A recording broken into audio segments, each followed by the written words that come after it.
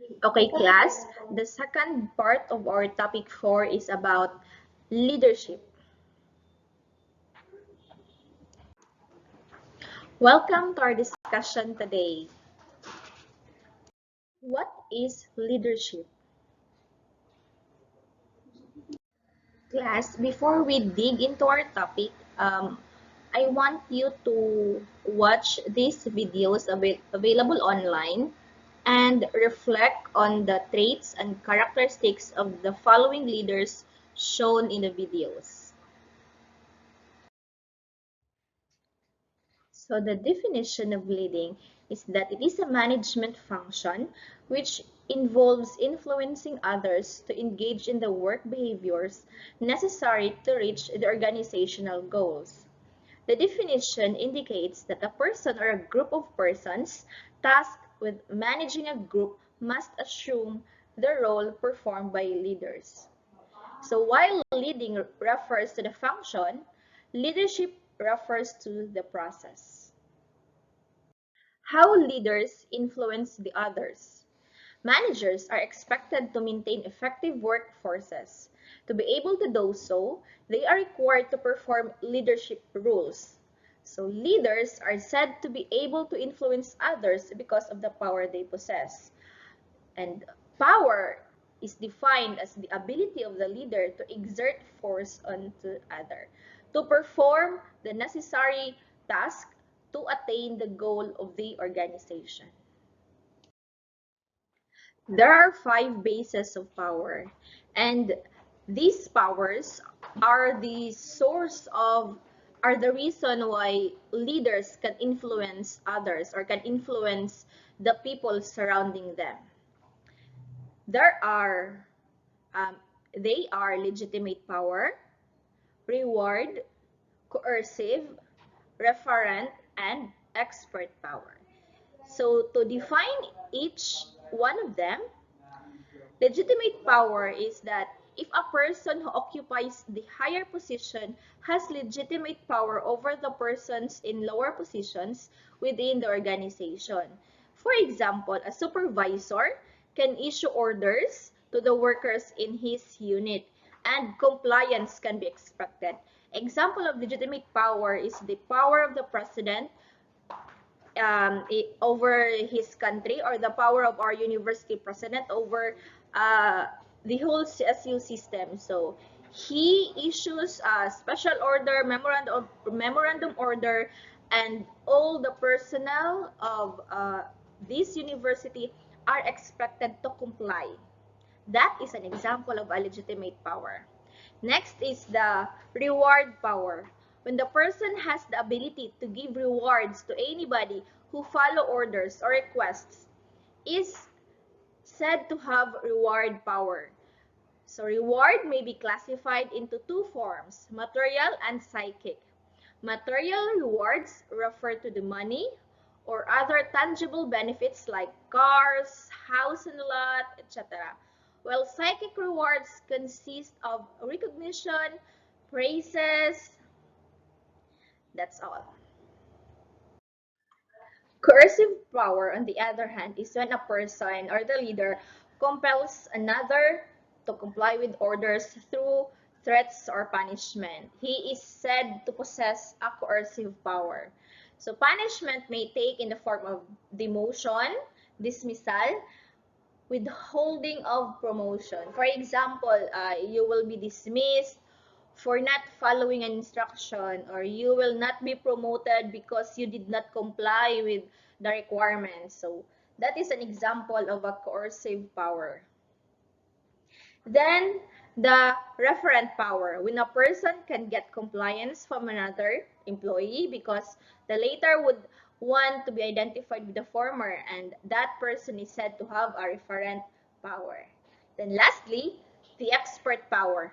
Experts provide specialized information regarding their specific lines of expertise.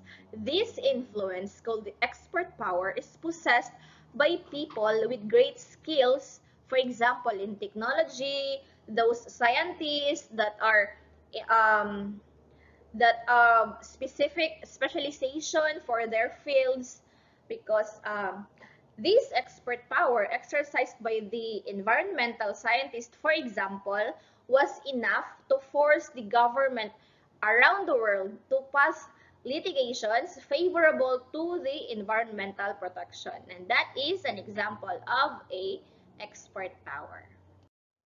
There are 9 traits of being an effective leader. So the first is personal drive. Persons with drive are those identified as willing to accept responsibility, possess vigor, initiative, persistence, and good health. So um, these leaders these leaders are not afraid of responsibility, and many of them have initiatives to do things so that the goal of a particular organization can be reached or can be accomplished. The second is the desire to lead. So basically, not all managers are leaders, right? And so because there are managers that just functions or do their job according to the book or by the book, but they do not have the desire to lead the people. So there are some persons who have all the qualifications for leadership, yet they could not become leaders because they lack one special requirement, the desire to lead. Then third is the personal integrity. A person who is well regarded by others as one who has integrity possesses one trait of a leader. An example of this is that one does not have personal integrity will have a hard time convincing his subordinates the necessary things to do to complete a various task. Therefore, you walk the talk. As a leader, you always walk the talk. Because if you do not have integrity and you demand integrity from your subordinates, so the leaders will then to resort exercising his authority and getting things done entirely by the use of coercive power. So it's either by threats, you threat your subordinates, or you use coercive powers by the virtue of your rank and position because you are the supervisor, so uh, you can dismiss your employee or you can demote your employee because he or she will not follow your orders because what he do not see some integrity in you. The fourth is self-confidence. The activity of leaders requires moves that will produce the needed output. So the steps of conceptualizing, organizing, and implementing will not be completed if sustained efforts are made. So for those moves to be continuous and precise, self-confidence is necessary. So one positive trait that a leader should possess is self-confidence. And those self-confidence should radiate from the leader into the employees. The next trait is about analytical ability of a leader. So leaders are oftentimes faced with difficulties that prevent the completion of assigned tasks. For instance, an employee may have a record of continually failing to produce the needed output. For example, you need to produce 100 units of cell phone for a particular employee in one day. So a leader with sufficient skills to determine the root cause of the problem may be able to help the employee improve his production. So the ability to analyze is one desirable trait that a leader can use to tide him up over the many challenging aspects and problems of being a leader. The next is knowledge of the company, industry, or technology. So a leader who is well informed about his company, the industry where the company belongs, and the technology your company will be a better position to provide directions to his unit. Because basically, as a leader, you cannot give instruction, you cannot give direction if you didn't know the process, if you didn't know what are the requirements, the ingredients, or the materials needed for a particular product. You cannot direct the people without not knowing what he or she is doing. Then next is charisma. Charisma is a sufficient uh, personal magnetism that leads people to follow his directives. So this person is said to have charisma. Great personalities in the history like Napoleon Bonaparte, Julius Caesar, Adolf Hitler have charisma. And being a leader, you need to have charisma so that people will follow you. Then creativity. According to Ronnie Melibo, creativity is the ability to combine existing data, experience, and preconditions from various sources in such a way that the results will be subjectively regarded as new, valuable, and innovative, and as a direct solution to an identified problem situation. The last trait of being an effective leader is that flexibility. So there is wisdom in being flexible because it allows the other means of achieving goals when the prescribed manner is not appropriate. So people will differ in way they do their work. One will adopt a different method from another person's method.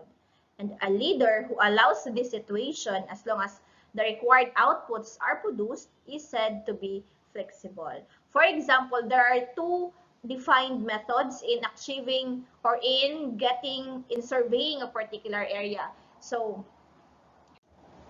the first method is the prescribed one, and the second method may be a short version of the prescribed one, a shortcut version, but still produces the same output. So being a leader, if you will accept those second procedure, the second method, then you are flexible.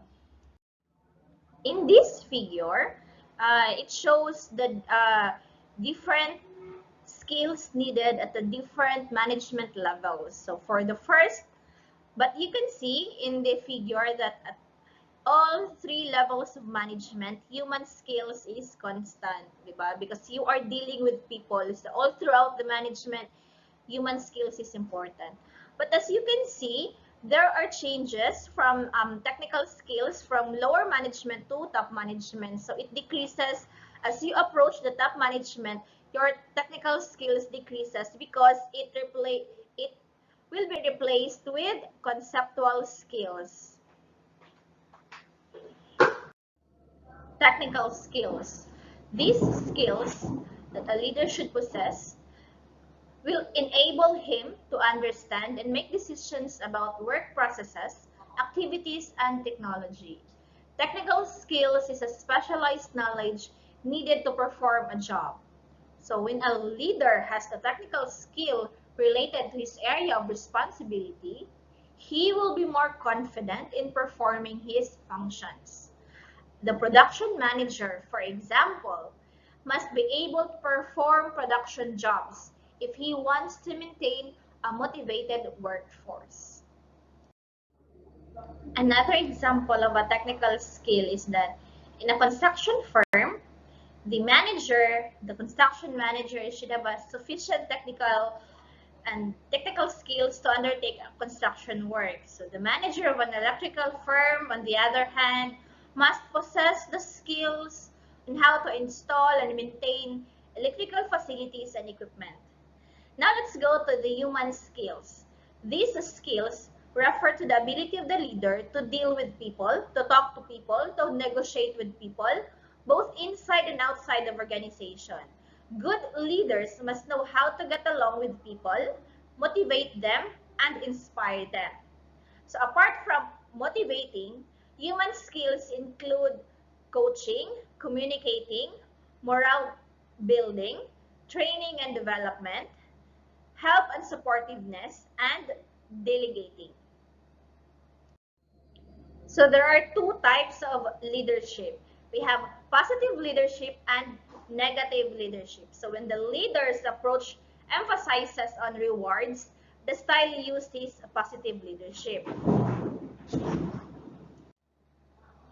The reward may be economic, like an increase in a monthly salary or a bonus, or it can be non-economic, like membership in an advisory committee. So when the punishment is emphasized by the leader, this leadership is said to be a negative leadership. The punishment may take in the form of reprimand, suspension, or dismissal.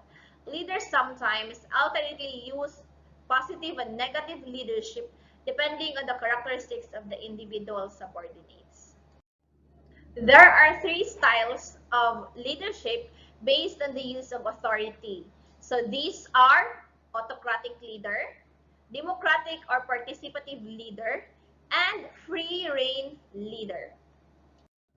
So this is the flow of influence with autocratic leader.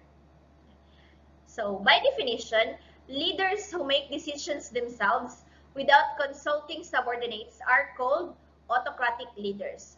Motivation take the forms of threats, punishment, and intimidation in all kinds.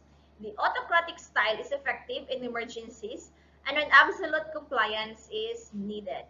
That is why the direction of the arrow is from leader direct to the follower and nothing else. So all the management instructions or decisions came from the leader. The second type is the participative leaders. So this is the diagram showing the flow of directions, feedback, or informations. As you can see, participative or democratic leaders inform their followers and followers may give feedback or appropriate suggestions to the leaders for the betterment of the organization. So by definition, when a leader openly invites his subordinates to participate or share in decision making, in policy making, and in operation methods, he is said to be participative leader. The advantage of participative leadership is that it generates a lot of good ideas because the leader is open for suggestion and he invites the subordinates, his members or his co-workers to participate in the decision-making process. That is why many ideas are generated during the brainstorming. So another advantage of participative leadership is that it increases the support for decisions and the reduction of the chance that they will not be unexpectedly be undermined because the leader gets the majority of the support from his followers. The last type of leadership is the free rein leaders. So this is the diagram. As you can see, it is free range. But therefore, it's not solid. The directive of the leadership is not solid from leaders to followers because it can be the follower is making all the decisions, or it can be a group of them, or anyone within the organization. Leaders who set objectives and allow employees or subordinates relative freedom to do whatever it takes to accomplish these objectives are called free rein leaders. They are also referred to as laissez-faire leaders. This leadership style is most applicable to certain organizations manned by professionals like the doctors and engineers because these subordinates, these employees are skilled and technically they are knowledgeable. That is why some freedom is given to the followers or the subordinates because they themselves can make decisions that are sound, logical, and efficient. And these decisions is based on the expertise or the knowledge of that particular professionals. Next is the contingency approaches to leadership styles. The contingency approach is an effort to determine through research Which managerial practices and techniques are appropriate for specific situations? Contingency approach to leadership style. So there are three of them. First is the Fiedler's contingency approach to leadership. Second, the path goal approach to leadership. And third, Hersey and Blanchard situational leadership model. So according to Fred Fiedler, leadership is effective when the leader's style is appropriate to the situation. The situational characteristics is determined by three principal factors. The first is the relations between leaders and followers. Second, the structure of the task. And the third is the power inherent in the leader's position. While the path goal approach to leadership is that the main function of the leaders is to clarify and set goals with subordinates. Help them find the best path for achieving that goal and remove the obstacles. While according to Hersey and Blanchard situational leadership model, the most important factor affecting the selection of a leader's style is the development or maturity level of the subordinates. The leader should match his style to this maturity level. This is the diagram showing the path goal approach to leadership effectiveness. As you can see, the functions of a leader will determine the behavior of the leader, but also incorporating the characteristics of the subordinates and work environment to determine the behavior of the leader, and this behavior will help motivate the subordinates. Thus, a motivated subordinate will help you become an effective and efficient organization. These leadership styles may be used by path goal proponents, and these are the following: directive leadership, supportive leadership, participative leadership, and achievement-oriented leadership. For the directive leadership, where the leader focuses on clear task assignments, standards of successful performance, and work schedules. Supportive leadership, on the other hand, is where subordinates are treated as equals in a friendly manner while striving to improve their well-being. Third is the participative leadership, where the leader consults with subordinates to seek their suggestions and then seriously consider those suggestions when making a decision. And lastly, achievement-oriented leadership, where the leader set challenging goals, emphasize on excellence, and seek continuous improvement while maintaining a high degree of confidence that subordinates will meet difficult challenges in a responsible manner. There are four styles of leadership according to the Hersey and Blanchard situational leadership. The first is directing. So this is for people who lack competence but are enthusiastic and committed. They need direction and supervision to get them started and for the work to be done. Second is coaching. This is for people who have competence but lack commitment. They need direction and supervision because they're still relatively inexperienced. They also need support and praise to build their self-esteem and involvement in decision-making to restore their commitment. Then third is supporting. This is for the people who have competence and but lacks confidence or motivation. They do not need much direction because they have their skills and knowledge, but they need support and it is necessary to bolster their confidence and motivation. Last but not the least is the style delegating. It is for people who have competence and commitment. They are able and willing to work on a project by themselves with little supervision or support. Now let's discuss communication because it is very important in an in any particular organization, communication is very important because being a good leader, having great ideas, having innovative ideas is nothing when you cannot communicate well. So, unsaon man nimo ang imuhang mga discoveries, imong mga ideas, imong procedures, imong directions nga gusto makabot, kung ang imong pag-communicate sa imong mga tao is dili nila masabtan. For example, if you are a construction company and you are the engineer or you are the manager of a construction firm or surveying firm or whatever it is nga related sa inyong field. And then, nagsikag English dito, pero ang imong kastorya, trabahante, ang laborer, ang kanang mason.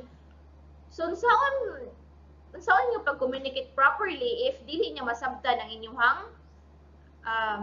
ang imuhang ipangyaw-yaw kay nag-in-English man ka nya masun ra ba imong kastorya or panday ra ba imong kastorya, di ba? But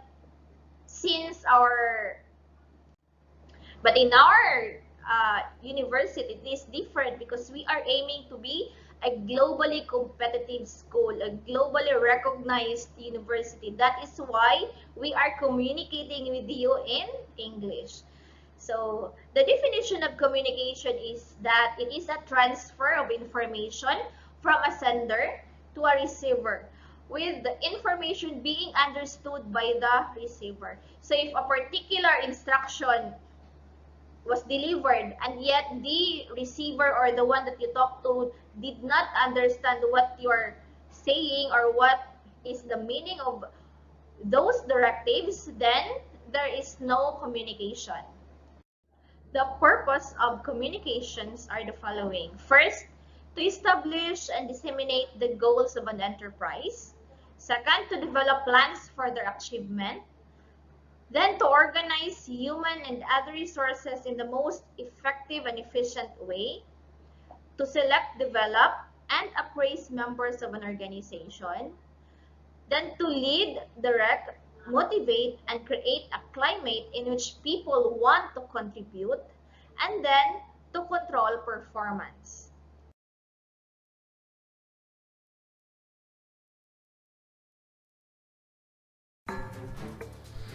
The case of the runaway talent. In a city not too far away, Pharmagood is in the midst of their annual succession planning activities. Sally Planwell, the director of HR, is reviewing employee files and taking personal recommendations to identify successors for Pharmagood's key roles. In a meeting with Laura Lively, the vice president of scientific research, Sally is surprised to learn that Laura will soon be retiring. Sally asks for feedback on potential successors. Laura nominates her golf buddy, Charlie Porfit, even though he is new to the company. Sally takes note and names him as a successor to the VP of Scientific Research position. After hours of scouring binders and sitting through countless meetings, Sally completes her yearly succession planning exercise.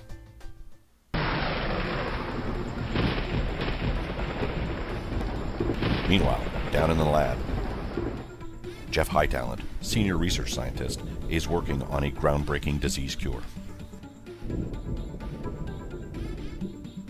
Suddenly, a headhunter calls from Pharmagood's competitor, Pharmabig, with a great job offer.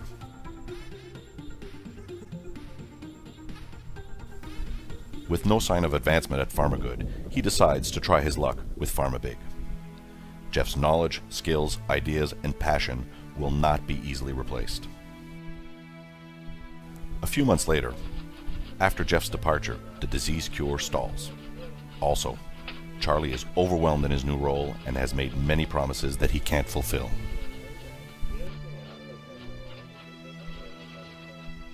With the loss of Jeff and Charlie's poor fit, Pharmagood has been seriously impacted. The leadership team is extremely unhappy. Sally realizes the flaws of Pharmagood's succession planning process, but it's too late. Meanwhile, over at Pharmabig, Jeff discovers the cure. The company announces the news and their stock price soars. Now that we are finished discussing the topics in motivating and leading, It is now time for your assessment, and this is an individual activity.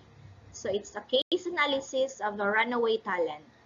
The instruction is, using your own words and understanding, make a case analysis following a simplified format. So this is the format. You have to present the overview of the case and establish what has happened. Then determine the causes of the problem. Then the third part is that as a manager leader, develop solutions and formulate recommendations by citing approaches, theories, models, and principles discussed in our topic 4. So this is to be submitted on Monday, May 3, 2021 through your LMS. For those of you who cannot view the video, I will read the script na lang for you. In a city not too far away, Pharmagood was in a midst of succession planning activity.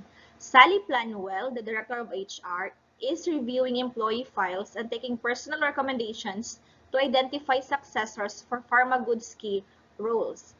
In a meeting with Laura Lively, the Vice President of Science Research, Sally was surprised to learn that Laura will soon to be retiring. Sally asked her feedback on potential successors. Laura nominates her golf buddy, Charlie Poorfit, even though he is new to the company.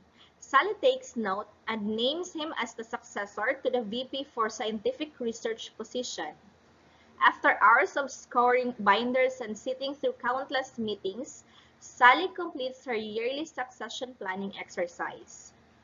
Meanwhile, down in the lab, Jeff Hightalent, senior research scientist, is working on a groundbreaking disease cure. Suddenly, he got a call from his company's competitor, PharmaBig, with a great job offer. With no sign of advancement at Pharmagood, he tries his luck at Pharmabig. Jeff's knowledge, skills, ideas, and passion will not be easily replaced. After a few months later, after Jeff's departure, the disease cure stalls. Also, Charlie was overwhelmed with his new role and has made many promises that he cannot fulfill. With the loss of Jeff and Charlie's poor fit, Pharmagood has been seriously impacted. The leadership team was extremely unhappy. Sally realizes the flaws of Pharmagood's succession planning activity, but it's too late. That's all for your case analysis, and I hope you will use all your learnings through our discussions and do your case analysis on your own. Thank you. Thank you for listening.